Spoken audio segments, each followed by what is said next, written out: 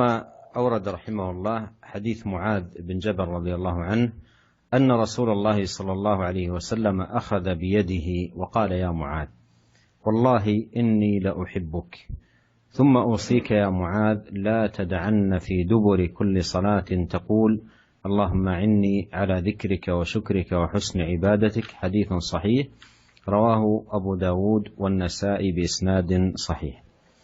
هذا الحديث أيها الإخوة المستمعون الكرام فيه تطبيق عملي من النبي عليه الصلاة والسلام لهذه الخصلة العظيمة، ألا وهي أن المسلم إذا لقي أخا له يحبه في الله أن يعلمه ويخبره بذلك. فها هو النبي عليه الصلاة والسلام وقد لقي معاذ وهو من صغار الصحابة رضي الله عنه، ونشأ نشأة إيمان وتقى وحب للعلم والتلقي عن رسول الله صلى الله عليه وسلم والقرب منه. فقال له النبي عليه الصلاة والسلام: يا معاذ، والله إني لأحبك. ولنتأمل أيها الإخوة الكرام في هذا اللطف العظيم والرفق وحسن التودد والخلق الكريم الذي يتحلى به النبي عليه الصلاة والسلام، وكم لهذه الطريقة من الأثر العظيم لو كان الأب يطبقها مع أبنائه، والمعلم مع طلابه، والمربي مع من يربيهم، يأخذهم بهذا الأخذ الذي فيه الحنو والعطف. قال: أخذ بيدي، وقال: يا معاذ، يناديه هذه المنادات باسمه ويحلف له بالله. قال: والله إني لأحبك.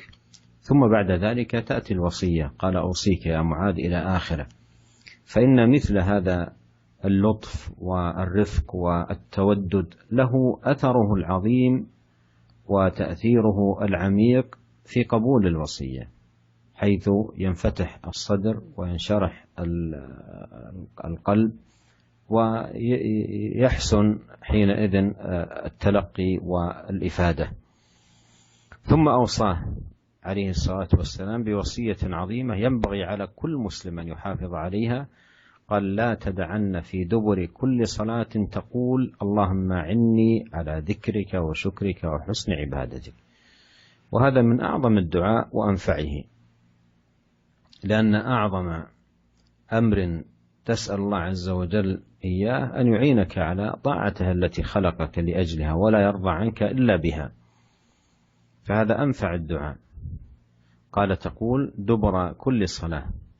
قيل يقول ذلك قبل السلام، والمراد بالصلاة المكتوبة، وقيل بعد السلام، والأقرب أنه قبل السلام، لأن ما قبل السلام موطن الدعاء وما بعده موطن الأذكار.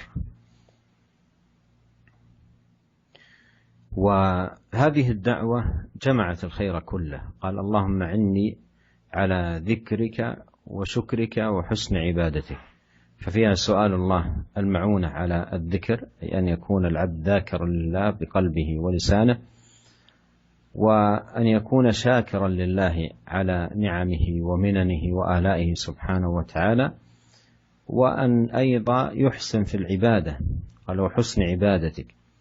والعبادة لا تقبل إلا إذا كانت بهذه الصفة متصفة بالحسن، ولا تكون العبادة متصفة بالحسن إلا بشرطين: إخلاص للمعبود ومتابعة للرسول صلوات الله وسلامه وبركاته عليه. Kemudian Al-Imam Nawawi rahimahullah membawakan hadis berikutnya, hadis yang ke-10 dari sahabat Muadz bin Jabal radhiyallahu taala anhu, bahwasanya Rasulullah sallallahu alaihi wasallam memegang tangannya, kemudian Rasulullah sallallahu alaihi wasallam berkata kepadanya: "Ya Muadz, wallahi inni la uhibbuk." Wahai Muadz, demi Allah, sungguhnya aku mencintaimu. Kemudian Rasulullah sallallahu alaihi wasallam berkata, "Usika ya Muadz, aku berwasiat kepada engkau wahai Muadz, la tada'anna fi duburi kulli salatin taqul." Janganlah engkau sekali-sekali meninggalkan sebuah doa yang kau ucapkan setiap di akhir salat, setiap di dubur salat. Doanya tersebut yaitu Allahumma a'inni ala dzikrika wa syukrika wa husni ibadatik. Ya Allah, tolonglah aku untuk bisa berzikir kepada engkau dan bersyukur kepada engkau dan bisa memperbagus ibadah beribadah kepada engkau. Hadis ini hadis yang sahih yang diriwayatkan oleh Abu Dawud dan Nasa'i dengan sanad yang sahih. Para pendengar yang dirahmati oleh Allah Subhanahu wa taala, dalam hadis ini ada praktek amali, praktek nyata yang dilakukan oleh Nabi sallallahu alaihi wasallam tentang sunnah yang sangat mulia, yaitu seorang jika mencintai orang lain karena Allah Subhanahu wa taala, maka hendaknya dia mengabarkannya kepada orang tersebut. Lihatlah di sini Nabi sallallahu alaihi wasallam tatkala bertemu dengan Mu'adz radhiyallahu taala anhu, yang kita tahu bahwasanya Mu'adz termasuk dari para sahabat yang junior, bertemu dengan Nabi sallallahu alaihi wasallam dalam umur yang masih sangat muda belia, dan kita tahu bahwasanya Mu'adz radhiyallahu taala anhu telah tumbuh di atas ilmu, kemudian ditarbiyah di atas ilmu dan dekat dengan Nabi sallallahu alaihi wasallam, sehingga meskipun masih berusia sangat muda belia, beliau sudah tumbuh di atas keimanan dan bertemu dengan Nabi sallallahu alaihi wasallam. Nabi sallallahu alaihi wasallam tatkala bertemu dengan Mu'adz yang masih sangat muda belia, kata Nabi sallallahu alaihi wasallam, "Wallahi inni la uhibbuk." Wahai Mu'adz, demi Allah sungguhnya aku mencintaimu, yaitu mencintai Mu'adz karena Allah Subhanahu wa taala. Para pendengar yang dirahmati oleh Allah Subhanahu wa taala, perhatikanlah bagaimana kelembutan Nabi sallallahu alaihi wasallam.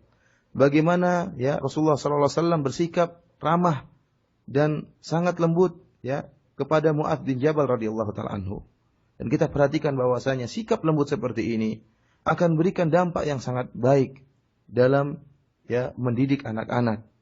Oleh karenanya, seandainya sikap lembut seperti ini, ramah tamah, diterapkan oleh seorang ayah terhadap anaknya, atau diterapkan oleh seorang guru terhadap muridnya, diterapkan oleh seorang murabbi terhadap orang-orang yang ia tarbiyah, tentunya akan berikan dampak yang sangat baik terhadap anak-anak dalam menerima nasihat-nasihat yang akan mereka sampaikan.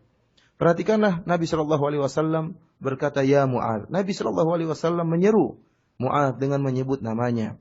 Kemudian Nabi sallallahu alaihi wasallam bersumpah dengan nama Allah, kata Nabi sallallahu alaihi wasallam, "Wallahi, demi Allah wahai Mu'adz." Kemudian Nabi sallallahu alaihi wasallam menekankan, "Inni la uhibbuk." Sungguhnya aku mencintai engkau wahai Mu'adz. Kemudian setelah itu, setelah Nabi sallallahu alaihi wasallam mengabarkan kepada Mu'adz dengan bersumpah bahwasanya dia cinta kepada Mu'adz, maka beliau alaihi salatu wasallam kemudian berikan wasiat kepada Mu'adz bin Jabal radhiyallahu taala anhu. Maka tentunya jika wasiat didahului dengan sifat seperti ini, dengan kelembutan yang seperti ini, akan berikan dampak yang sangat besar terhadap orang yang kita didik dalam menerima nasihat-nasihat kita. Orang yang dikatakan kepadanya atau disikapi kepadanya dengan sikap yang lembut seperti ini, maka akan terbuka dadanya, akan lapang dadanya, akan senang hatinya, sehingga dengan mudah dia akan menerima ilmu atau wasiat yang akan disampaikan.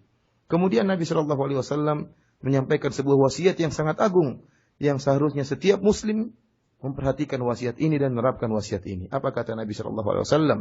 "La tada'anna fi duburi kulli salatin taqul Allahumma inni ala dzikrika wa syukrika wa husni ibadatik." Jangan sekali-sekali engkau tinggalkan setiap akhir salat untuk berdoa, "Ya Allah, bantulah aku untuk mengingat engkau dan bersyukur kepada engkau dan bisa beribadah kepada engkau dengan baik." Ini merupakan doa yang sangat bermanfaat. Karena perkara yang paling bermanfaat bagi seorang hamba, yaitu Allah Subhanahu wa taala menolongnya untuk bisa taat kepada Allah Subhanahu wa taala, dan Allah menolongnya untuk menjauhkan dirinya dari perkara-perkara yang dilarang oleh Allah Subhanahu wa taala. Dan dalam hadis ini Nabi sallallahu alaihi wasallam mengatakan, jangan sekali-sekali engkau tinggalkan untuk berdoa tatkala di dubur setiap salat. Dubur setiap salat ini ada dua pendapat di kalangan para ulama. Ada yang mengatakan bahwasanya dubur salat artinya setelah salat. Ada pendapat yang lain yang mengatakan bahwasanya dubur salat yaitu di akhir salat tetapi sebelum salam.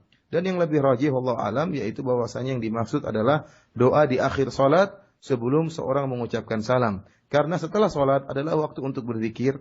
Adapun sebelum salat, di akhir salat sebelum salam merupakan tempat untuk berdoa yang dianjurkan oleh Nabi sallallahu alaihi wasallam. Perhatikan doa ini. Allahumma a'inni ala dzikrika wa syukrika wa husni ibadatik. Doa ini mengumpulkan seluruh kebaikan. Kita minta kepada Allah Subhanahu wa taala agar Allah membantu kita untuk mengingat Allah Subhanahu wa taala sehingga dimudahkan. Allah mudahkan kita untuk mengingat Allah, berzikir kepada Allah dengan lisan kita, dengan hati kita. Dan ini merupakan ibadah yang sangat agung. Kemudian juga kita minta kepada Allah untuk menolong kita ala syukrika, untuk agar kita bisa bersyukur kepada Allah Subhanahu wa taala, menggunakan nikmat yang Allah berikan kepada kita sesuai dengan tempatnya untuk membantu kita semakin taat kepada Allah Subhanahu wa taala, dan juga kita meminta pertolongan kepada Allah Subhanahu wa taala untuk bisa husni ibadatik, yaitu agar bisa beribadah kepada Allah Subhanahu wa taala dengan baik. Dan tentunya ibadah tidak akan diterima kecuali adalah ibadah yang baik. Dan ibadah tidak dikatakan baik kecuali setelah memenuhi dua persyaratan. Yang pertama ikhlas karena Allah Subhanahu wa taala, dan yang kedua sesuai dengan sunnah Nabi sallallahu alaihi wasallam.